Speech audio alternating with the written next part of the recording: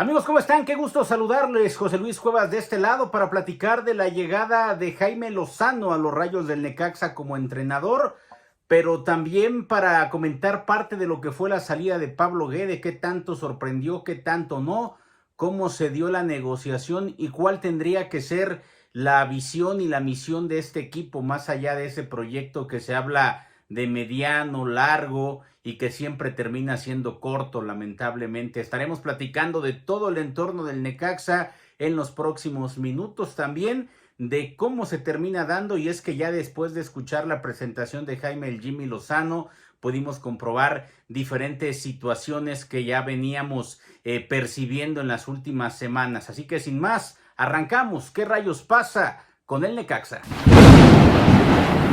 Y bueno, arranquemos con lo que se ha vivido. Evidentemente no es fácil hablar de un nuevo cese en la era del Necaxa en los últimos años, en los últimos meses. Cualquier cantidad de técnicos se van, cualquier cantidad de técnicos son presentados y a cualquier cantidad de técnicos se les vende el proyecto del centenario, algo que evidentemente hemos visto que se ha fracasado en un intento tras intento y que ahora parece que Jaime Lozano será el encargado de poder llevar a buen puerto a esa situación.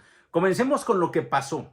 A ver, todos los lunes, la gente, si no lo sabe, se los comento, hago un video en el cual hablo de lo que pasó en el partido de la semana, platicamos un poco en relación a las circunstancias, qué modificar, qué no.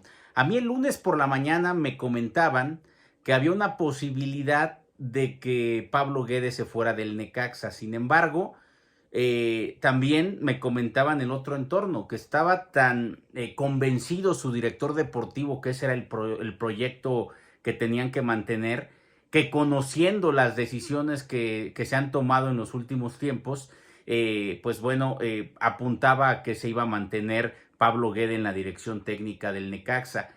Por temas estrictamente futbolísticos y deportivos, no iba la decisión. Eso lo supimos horas después. ¿Qué es lo que sucedió entonces con Pablo Guede y compañía y por qué termina yéndose?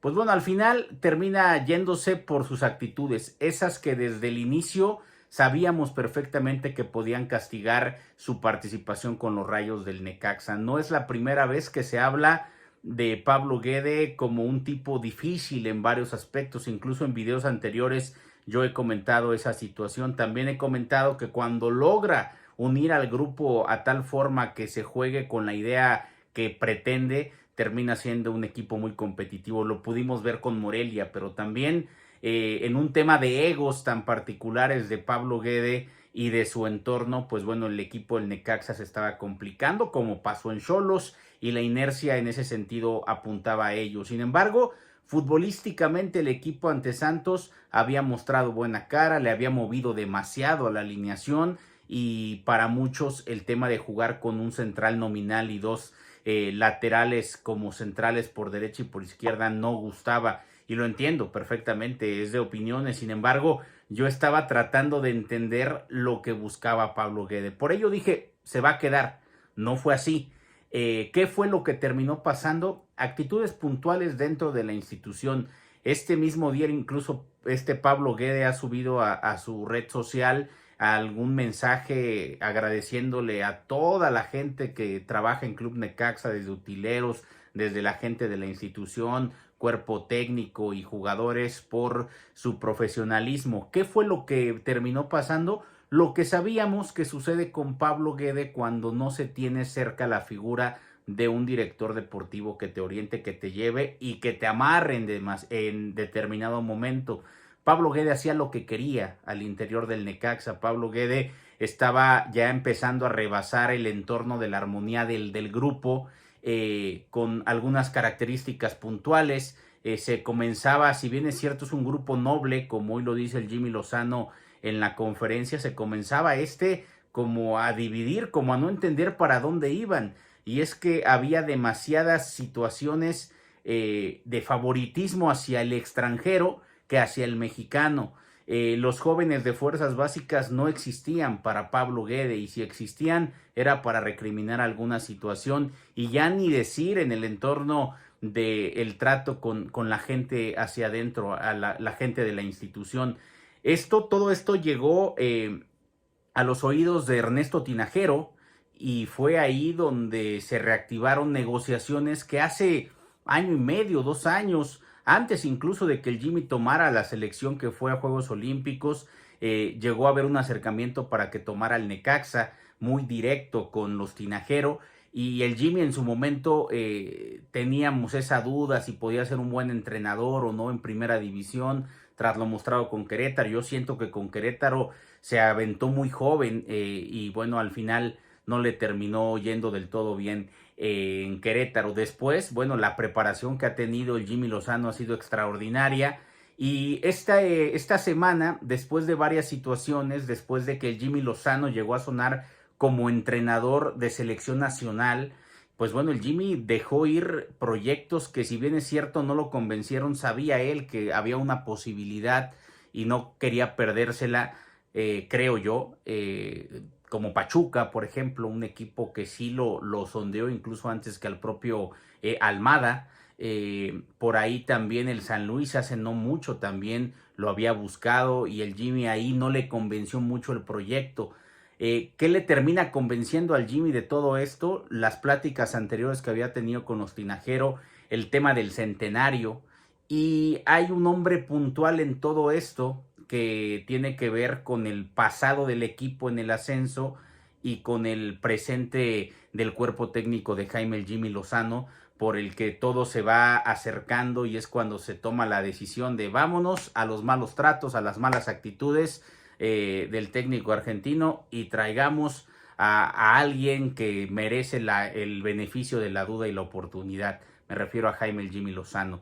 ¿Cómo se termina dando todo? Hay que recordar que en su cuerpo técnico tiene a Ryota Nishimura, que es un especialista en temas tácticos, pero también tiene a Miguel de Jesús Fuentes, que fuera portero de Atlas, de Celaya, y que fuera entrenador del Necaxa en el ascenso, un entrenador que la verdad vivió grandes momentos con el equipo, quedó ahí la espinita que no pudieron ascender en 2015, pero bueno, fue campeón en 2014, aquella final en Tepic, y un equipo competitivo. La relación quedó abierta y bueno, Miguel de Jesús Fuentes se convirtió en auxiliar técnico y entrenador de porteros del equipo de Jaime Lozano en sus siguientes proyectos. Estuvo en la medalla de bronce en los Juegos Olímpicos en Tokio y se ha convertido en un hombre muy importante para el esquema táctico de Jaime Lozano, un hombre en el que se recarga muchísimo el Jimmy por la experiencia que tuvo Miguel en el ascenso, y bueno, esto terminó abriendo la puerta para que se reactivaran las negociaciones.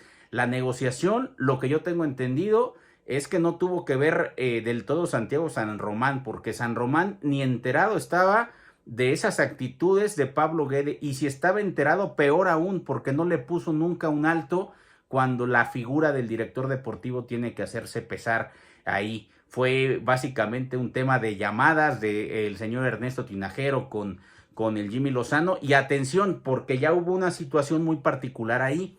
Ya los socios inversionistas, ellos están apuntando al centenario y ellos quieren que el equipo después en el centenario lleguen con un proyecto sólido y despunten. Pues bueno, el equipo está comenzando a hacer ruido de manera internacional, pero nacionalmente sabemos la vergüenza en la que se ha convertido el equipo, y por ello, pues bueno, es momento de apostar por alguien con la capacidad, con el bagaje, con la experiencia del Jimmy Lozano. Lo único que creo yo no agrada del todo al entorno para pensar que el Jimmy pueda trascender es que el equipo no necesariamente es el más competitivo. Pero ¿qué ha pedido el Jimmy? Que le mantengan una base, el beneficio de la duda de algunos elementos. Por ejemplo, lo de Jorge Valdivia es un hecho que no va a seguir. En su contrato decía perfectamente que había una manera de rescindir el contrato si Pablo Guede dejaba la institución. Con Nico Castillo hay una cláusula parecida. Con Nico Castillo aparentemente todavía el Jimmy Lozano, por lo que le conoce, le va a dar el beneficio de la duda, y así podemos hablar de diferentes elementos. ¿Se pueden rescindir contratos? Sí. Se pueden contratar también, se tiene hasta el 9 de marzo incluso como una ventana emergente. Sin embargo, yo dudo mucho que el Necaxa contrate a alguien ya para este entorno. Lo que vi en la conferencia de prensa y lo que destaco es un Jimmy Lozano que la verdad es que sabe perfectamente para qué está el equipo y sabe perfectamente que puede competir y que puede sacarlo de esa zona baja, media, donde el equipo no ha terminado por convencer. ¿Cómo se da todo y cuándo es que nos enteramos? El lunes por la noche. ¿Por qué no se hace oficial el martes? Yo sabía que el martes iban a presentar al Jimmy Lozano. Sin embargo, por la mañana me entero que había dado positivo a COVID. Incluso por ahí puse un tuit al respecto, hablando sobre la situación tan particular, de que podía hasta cierto punto quedarse sin esa posibilidad, el Jimmy, de estar el sábado en el Estadio Azteca. El contrato, se hablaba mucho de, bueno, se tiene que firmar un contrato, cómo se lo hacemos llegar al Jimmy, cómo lo firmamos, cómo lo hacemos oficial. Ya todo el cuerpo técnico estaba listo en Aguascalientes y el Jimmy aislado. Por ello, incluso desde ayer ya el cuerpo técnico comenzó con algunos trabajos y a diseñar lo que va a ser el partido ante Cruz Azul. Ya hoy se dejaron ver sus rostros en campo y el Jimmy Lozano, mediante entrenamientos por video, ha podido conversar en este caso con los futbolistas y bueno, en próximos días se estará acercando al tema. Por cierto, Necaxa ha dado positivo a 4 entre futbolistas, cuerpo técnico y staff. Uno de ellos es el Jimmy Lozano, los otros 3 todavía no tenemos el dato preciso de quién puede ser. En próximas horas se estará informando esa situación. Y bueno, para el partido ante Cruz Azul la expectativa es alta por el envión anímico con el que llega este grupo. Sabemos perfectamente que el que tomará las riendas en la dirección técnica para este sábado es Miguel Fuentes, si el Jimmy Lozano no pudiera comprobar con una PCR que ya está libre del bicho. Sabemos también que quien va a diseñar el 11 es Jaime el Jimmy Lozano y que Nishimura va a ser un hombre importantísimo para un estudioso entrenador joven mexicano que sí ha dejado ir unas oportunidades, que sí ha tomado al Necaxa porque sabe perfectamente que tiene que comenzar a hacer bagaje en el fútbol nacional y que el tema del centenario y la cercanía con el señor Ernesto Tinajero ha sido muy importante para que pueda aceptar este proceso. De Santiago San Román, poco que decir y nada.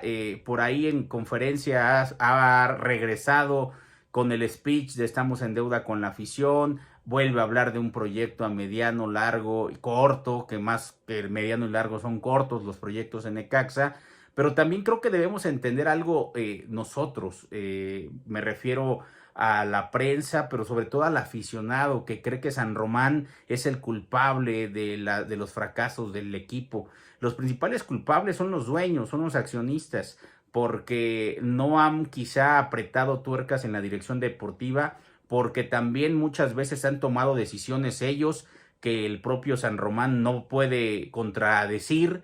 Y bueno, parecería que es un director deportivo a modo para los dueños. ¿Qué está pasando? Que los inversionistas están poco a poco metiéndose en ese entorno. Entonces, bueno, Necaxa va a jugar el sábado frente a Cruz Azul en la cancha del Estadio Azteca, 7 de la noche.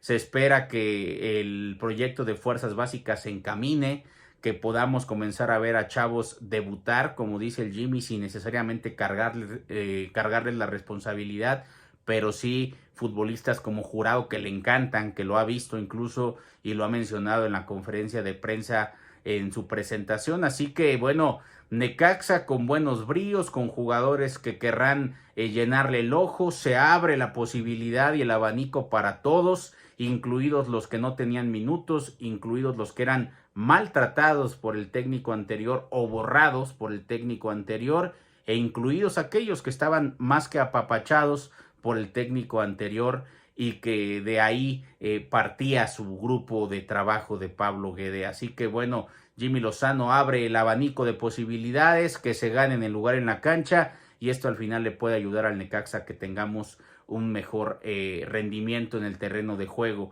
Vamos a ver el sábado al equipo, poco a poco va a ir mejorando, me imagino. Vamos a empezar a ver su estructura táctica. El Jimmy Lozano muchas veces ha jugado 4-5-1, por momentos 4-4-2, pero seguramente va a ser un equipo que le guste tener la pelota y va a tener orden, que es lo que le hace falta al equipo. Así que si el Jimmy logra con esta defensa que hemos visto tan endeble ser un equipo sólido en la parte baja, creo que entenderemos que el técnico era el problema. Yo los dejo, los invito a que se suscriban, a que comenten y a que no perdamos la ilusión de ver a los Rayos del Necaxa pelear en los primeros puestos con un técnico que ahora sí me gustaría que apuntara al centenario, pero sabemos perfectamente que en el Necaxa cualquier cosa puede pasar, menos creo darnos alegrías. Ojalá y me equivoque. Saludos, nos vemos, hasta la próxima.